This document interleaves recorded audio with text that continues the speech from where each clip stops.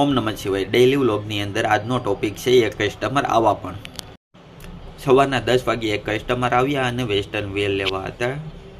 અમે બતાવતા એ કસ્ટમર એટલા વખાણ કરતા હતા અમારા અને એમણે 7 થી 8 પીસ સાઈડમાં રાખ્યા.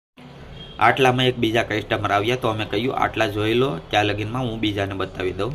એક ટ્રાય કરવા મળ્યા અને સાથે બોલતા હતા બહુ સારા કપડાં આવે છે, તમારા ક્વોલિટી સારી હોય છે, મેં ઘણા બધા લોકોને તમારો નંબર અહીંયા ઓછા ભાવમાં સારી વગેરે સારમાં રાખેલા બધા ટ્રાય કર્યા અને જ્યાં બીજા ઘોડામાં થપ્પો દેખાતો તો એ પણ એમણે જોયો. જ્યાં સુધી ઘોડાની અંદર કપડાં પૂરા ના થયા ત્યાં સુધી એમણે જોયું. અંદાજે 200 થી 300 જેટલા વેરાયટીના વેસ્ટર્ન એને જોયેલા.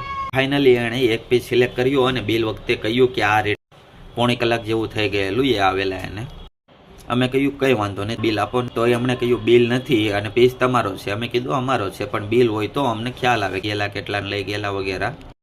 બિલ નથી કહ્યું. અમે કહ્યું બિલ વગર રિટર્ન નહીં થાય. તો એ બેન ઉગ્ર બની ગયા અને અમને કહ્યું બદલી જ આપવું પડશે, તમારી જ દુકાનનું છે. અને આ રીતના 5 થી 7 મિનિટ ધડ થાલી. પણ અમે એક જ વાત, રૂલ્સ ઇઝ રૂલ, બિલ વગર રિટર્ન નહીં થાય.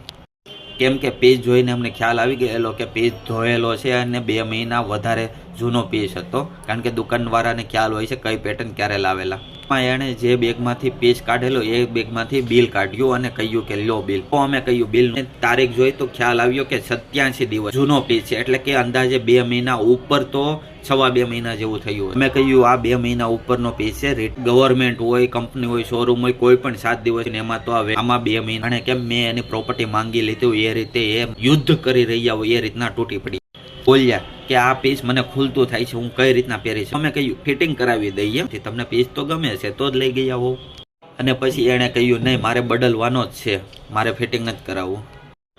આ બધું ચાલી રહ્યું હતું ત્યારે પેલા કસ્ટમર હજી ટ્રાય કરી રહ્યા હતા. એણે સાઈડમાં રાખેલા કપડાં અને એ બેન સાથે 10 મિનિટની બોલબાલા પછી એ રાડું નાખતા નિહાકા નાખતા કે તારો દિવસ બગડશે, તારી દુકાન નહીં ચાલે કહેતા શોપિંગમાંથી ચાલ્યા ગયા.